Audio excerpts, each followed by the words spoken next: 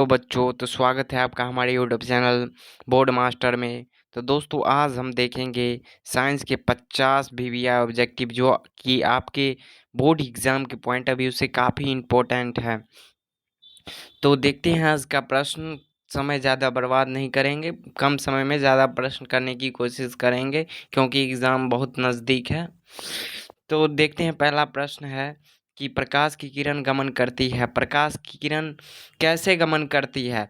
तो प्रकाश की किरण जो है, ऑप्शन ए है सीधी, टेढ़ी, किसी भी दिशा में, इनमें से कोई नहीं। तो प्रकाश जो होता है ना, वो हमेशा सीधी रेखा में गमन करती है। किसमें? सीधी रेखा में। इसलिए ऑप्शन नंबर ए इसका सही उत्तर हो जाएगा। अगला प्रश्न देखते हैं, प्रश्न संख्या 2। प्रकाश का वेग न्यूनतम होता है। बताइएगा, प्रकाश का वेग न्यूनतम किसमें होता है? सबसे यानी कि सबसे कम प्रकाश का चाल किसमें होता है? तो निर्वात में सबसे ज़्यादा होता है, जल में उससे निर्वात और वायु में समान रहता है, जल में उससे कम रहता है, लेकिन कांच में जो होता है ना, वो सबसे कम रहता है। सबसे कम, न्यूनतम मतलब सबसे कम।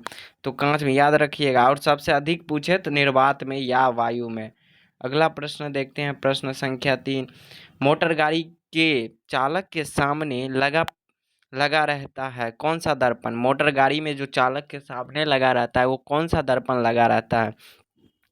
समतल, उत्तल, अवतल या उत्तल लेंस? इसमें लेंस तो नहीं लगा, दर्पण लगा रहता है चालक के सामने, तो इसका हो जाएगा उत्तल दर्पण। अगर हेडलाइट वाला में पूछे तो उसका हो जाएगा अवतल दर्पण। अगला क्वेश्चन देखते हैं, क्वेश्चन नंबर 4 कि मोटर कार के हेडलाइट में किसका प्रयोग किया जाता है? मोटर कार के हेडलाइट में किसका प्रयोग किया जाता है? मैंने अभी बताया दोस्तों कि अगर हेडलाइट पूछे तो अवतल हो जाएगा। अगर उसके सामने यानी कि ड्राइवर के सामने जो रहता है वह उत्तल दर्पण रहता है। अगला प्रश्न देखते हैं, प्रश्न संख्या। लोहा को जिंक से लेपित करने की क्रिया को कहते हैं। तो संक्षारण, संक्षारण तो जंग लगने की क्रिया को संक्षारण कहते हैं। लेपन की नहीं होगा। पानी चढ़ाना, ये भी नहीं होगा, ये भी नहीं होगा। इसका इसमें ऑप्शन नहीं दिया, लेकिन इसका हो जाएगा लेपन। इसका लेपन हो जाएगा आंसर। इसका लेपन, लोहा को जिंक से लेपित करना लेपन कहलाता है। अगला क्वेश्चन देखते हैं, क्वेश्चन नंबर 6। सिल्वर क्लोराइड का रंग क्या है? ये हम सब बच्चा बच्चा जानता है कि सिल्वर क्लोराइड का रंग क्या है। NaCl का रंग यानी कि नमक का रंग कैसा होता है? नमक का रंग उजला होता है। सब सिंपल है, आसान। अगला क्वेश्चन देखते हैं, क्वेश्चन नंबर 7 है कि निम्नलिखित में कौन दहन दहन अभिक्रिया है, यानी कि कौन दहनशील अभिक्रिया है? तो जल का उबलना, मोम का पिघलना, पेट्रोल का जलना। इसमें देखिए, जल का उबलना ये दहन की प्रक्रिया नहीं है, ये भी नहीं है। पेट्रोल का जलना हो गया दहन की अभिक्रिया। अगला क्वेश्चन देखते हैं, क्वेश्चन नंबर 8 कि साग सब्जियों का विघटित होकर कंपोस्ट बनना कौन सी अभिक्रिया है? तो साग सब्जी जो विघटित हो जाते हैं वह एक प्रकार का उष्मा क्षेपी अभिक्रिया। कैसी अभिक्रिया? उष्मा क्षेपी अभिक्रिया। अगला प्रश्न देखते हैं, प्रश्न संख्या 9। श्वसन किस प्रकार की अभिक्रिया है? श्वसन किस प्रकार की अभिक्रिया है? जो श्वसन है, जो हम सांस लेते हैं, वो कैसी अभिक्रिया है? तो इसका राइट आंसर हो जाएगा अपचयन। याद रखिएगा, श्वसन अपचयन की अभिक्रिया है। अगला प्रश्न देखते हैं, प्रश्न संख्या निम्नलिखित समीकरण है H2 + Cl2 अगर मिल जाएगा तो कौन सी अभिक्रिया बन जाएगी? H2 + Cl2 मिल के यहाँ पर 2HCl बना दिया तो कौन सी अभिक्रिया? तो ये संयोग कर रहा है, इसलिए ये एक प्रकार की कैसी अभिक्रिया? संयोजन की अभिक्रिया। अगला क्वेश्चन देखते हैं, क्वेश्चन नंबर 11। समतल दर्पण द्वारा बना प्रतिबिंब कैसा होता है? समतल दर्पण द्वारा समतल दर्पण द्वारा समतल दर्पण द्वारा बना प्रतिबिंब कैसा होता है? तो समतल दर्पण द्वारा बना प्रतिबिंब काल्पनिक होता है। कैसा होता है? काल्पनिक। अगला प्रश्न देखते हैं कि 2D क्षमता वाले लेंस का फोकसांतर होता है। 2D अगर क्षमता वाले लेंस का फोकसांतर अगर 1D कहे तो 25 सेंटी, यानी कि देखिए अगर 1D बोल दे, 1D तो 25 सेंटीमीटर, अगर 2D बोल दे तो आप ही बताइए कितना होगा, 50 सेंटीमीटर। सिंपल है। अगला प्रश्न देखते हैं, प्रश्न संख्या 13 कि प्रकाश के किरणें के समूह को क्या कहते हैं। प्रकाश, प्रकाश स्रोत, किरण पुंज, प्रदीप, प्रकीर्णन। प्रकाश के किरण के समूह को हमेशा किरण पुंज ही कहते हैं। अगला प्रश्न देखते हैं, प्रश्न नंबर 14 है, उत्तल लेंस की क्षमता होती है, उत्तल लेंस की क्षमता। तो उत्तल लेंस की जो क्षमता होती है वो धनात्मक होती है, और याद रखिएगा अवतल लेंस की क्षमता ऋणात्मक होती है। अगला प्रश्न आ गया है कि अवतल लेंस की क्षमता कैसी होती है, तो इसका क्षमता ऋणात्मक होता है। अगला प्रश्न देखते हैं, प्रश्न नंबर 16, उत्तल लेंस को कहते हैं, उत्तल लेंस को, या दर्पण है, याद रखिएगा यहाँ दर्पण नहीं है, लेंस है। तो उत्तल लेंस को क्या कहा जाता है, तो उत्तल लेंस को अभिसारी लेंस कहा जाता है। अगर अगर दर्पण कहा जाता, जना उत्तर उत्तल दर्पण कहा जाता, तो यहाँ पे अपसारी दर्पण हो जाता, उत्तल दर्पण को अपसारी दर्पण कहा जाता है। लेकिन यहाँ पे अगर उत्तल लेंस बोला तो अभिसारी लेंस हो जाएगा। अगला प्रश्न है, अवतल लेंस को क्या कहते हैं, तो अवतल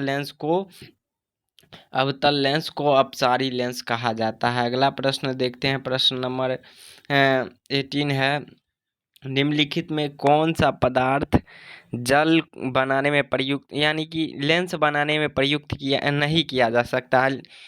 तो जल कांच का हो सकता है, जल का भी हो सकता है, प्लास्टिक का भी हो सकता है, लेकिन लेकिन मिट्टी का कभी नहीं हो सकता है। मिट्टी, यहाँ पे ऑप्शन छूट गया है, लेकिन इसका सही उत्तर हो जाएगा मिट्टी, मिट्टी हो जाएगा। अगला प्रश्न देखते हैं, नीचे में है मिट्टी।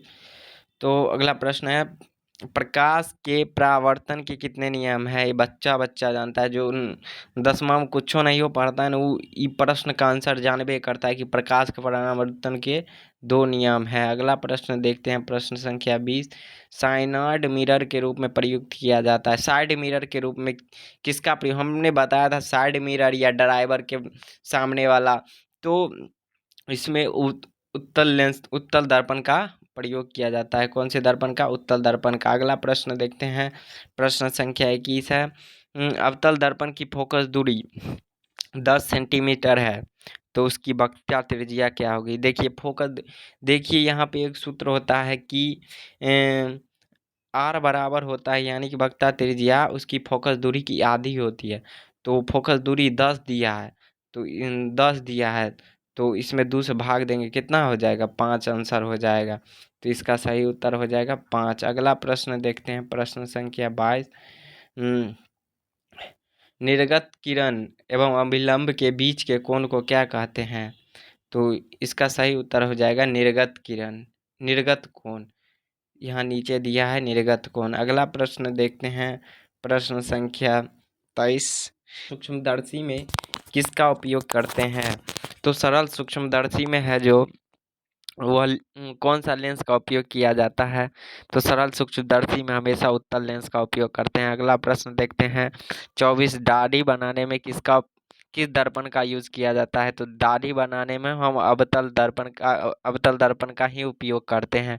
अगला क्वेश्चन है, किसी माध्यम के अपवर्तनांक का मान होता है, तो अपवर्तनांक का मान होता है साइन आई बटे साइन आर, क्या होता है, साइन आई बटे साइन आर। तो ऑप्शन नंबर ए इसका सही उत्तर हो जाएगा। अगला क्वेश्चन देखते हैं, क्वेश्चन नंबर 26 है कि गोलीय दर्पण की फोकसांतर एवं वक्रता त्रिज्या के बीच संबंध है।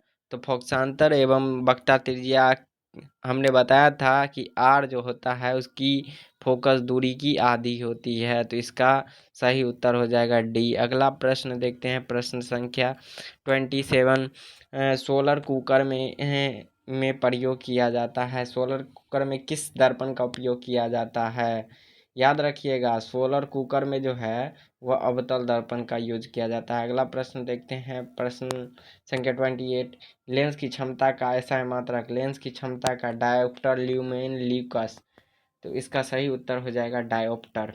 अगला प्रश्न देखते हैं, प्रश्न संख्या 29 कि मनुष्य के वृक्क एक तंत्र का भाग है जो संबंधित है, जो वृक्क है किससे संबंधित है, तो वृक्क जो है हमारे उत्सर्जन से संबंधित है। अगला प्रश्न देखते हैं, प्रश्न संख्या 30 है कि वह प्रक्रम जिनके द्वारा शरीर में ऊर्जा का उत्पादन होता है क्या कहलाता है?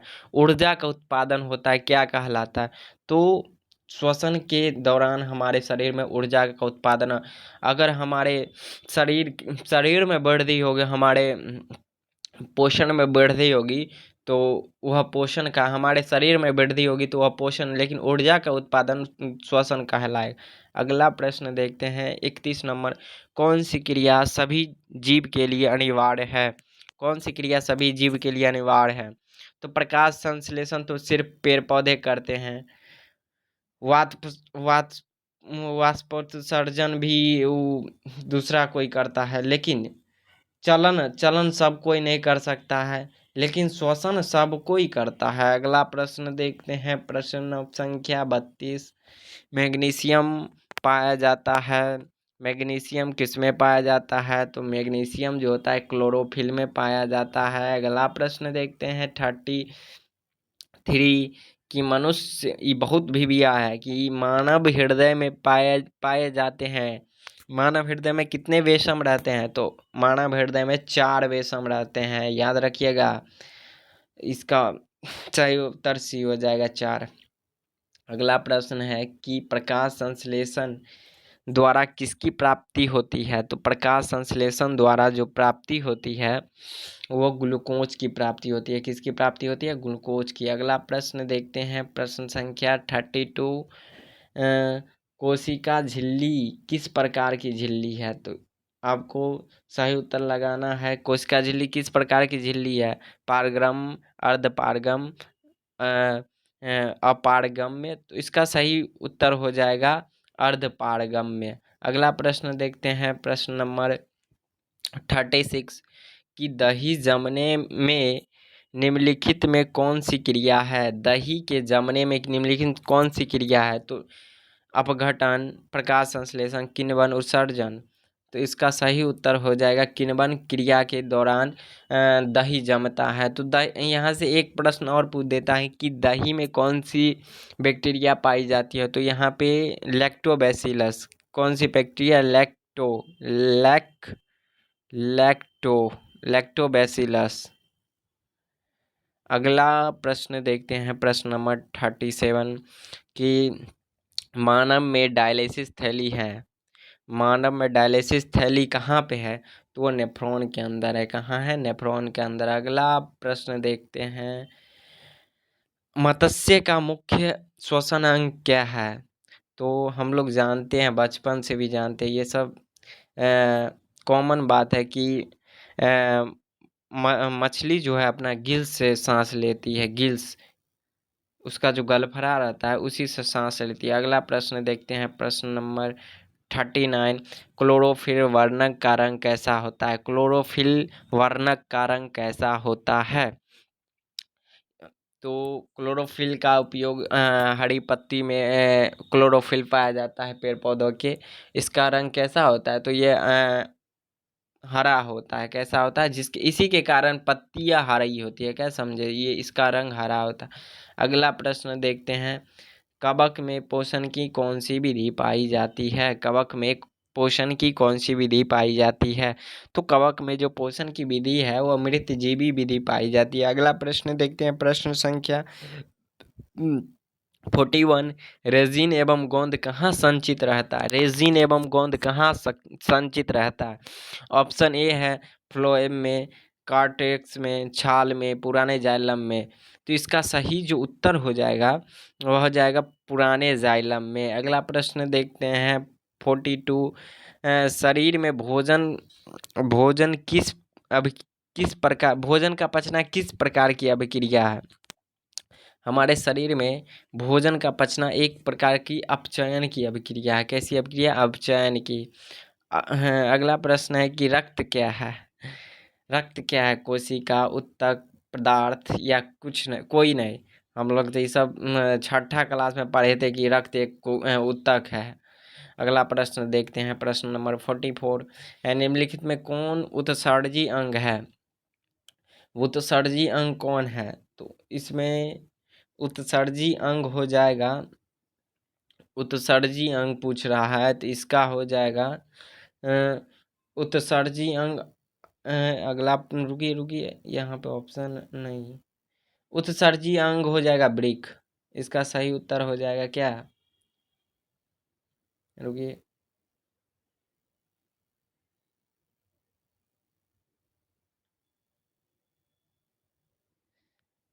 देखिए निम्नलिखित में कौन उत्सर्जी अंग है? तो उत्सर्जी अंग एक क्या है? वृक्क एक उत्सर्जी अंग है। अगला प्रश्न देखते हैं, प्रश्न संख्या 45, रक्षी कोशिकाएं पाई जाती है। रक्षी कोशिकाएं कहाँ पाई जाती है? जो रक्षी यानी कि पेड़ पौधों की रक्षा करता है, उसकी कोशिका कहाँ पाई जाती है? वो पत्तियों में पाई जाती है रक्षी कोशिका। अगला प्रश्न है कि मनुष्य के शरीर की सबसे बड़ी ग्रंथि, ये बहुत भी प्रश्न है कि मनुष्य के शरीर की सबसे बड़ी ग्रंथि क्या है? तो इसका ऑप्शन ए है लीवर, अग्नाशय, अंडाशय, एड्रिनल। मनुष्य के शरीर की सबसे बड़ी ग्रंथि, इसका सही उत्तर हो जाएगा लीवर। अगला प्रश्न देखते हैं, 47, प्रकाश संश्लेषण होता है। प्रकाश संश्लेषण कब होता है? तो ये सब कॉमन बात है कि प्रकाश संश्लेषण सूर्य की उपस्थिति में होता है। तो सूर्य सुबह में उगता है तो ये दिने में होगा। ये सब कॉमन क्वेश्चन बिहार बोर्ड में पूछने रहता है। ये सब समझो, कौन नहीं मारा के आएगा कि प्रकाश संश्लेषण क्रिया दिन में होती है। अगला प्रश्न देखते हैं, प्रश्न संख्या 48, जठर ग्रंथियां कहाँ पाई जाती है? जठर ग्रंथियां कहाँ पाई जाती है? तो इसका सही जो उत्तर हो जाएगा वो जठर ग्रंथियां अमावस्या में पाई जाती है। कहाँ पाई जाती है? अमावस्या में। अगला प्रश्न है, प्रश्न संख्या 49, खुला परिसंचरण तंत्र किसमें पाया जाता है? तो इसका सही उत्तर है मनुष्य में, कॉकरोच में, घोड़ा में, ऊंट में। तो खुला परिसंचरण तंत्र जो होता है वो कॉकरोच में पाया जाता है। किसमें? कॉकरोच में। अगला प्रश्न है, मानव हृदय का अ, प्रकुंजन दाब औसत प्रकुंजन दाब पूछ रहा है। तो मानव हृदय का औसत प्रकुंजन दाब कितना होता है? 120 mmHg, ऑप्शन नंबर ए। अगला प्रश्न देखते हैं, 50 ऑब्जेक्टिव खत्म हो गए। दोस्तों आप कमेंट करके बताइए कि आपको यह वीडियो कैसा लगा। अगर अच्छा लगा होगा तो हमारे चैनल को सब्सक्राइब करिएगा और इस चैनल को सपोर्ट करिएगा ताकि यह चैनल भी आगे जा सके। तो थैंक्स फॉर वाचिंग। मिलते हैं अगले वीडियो में। धन्यवाद।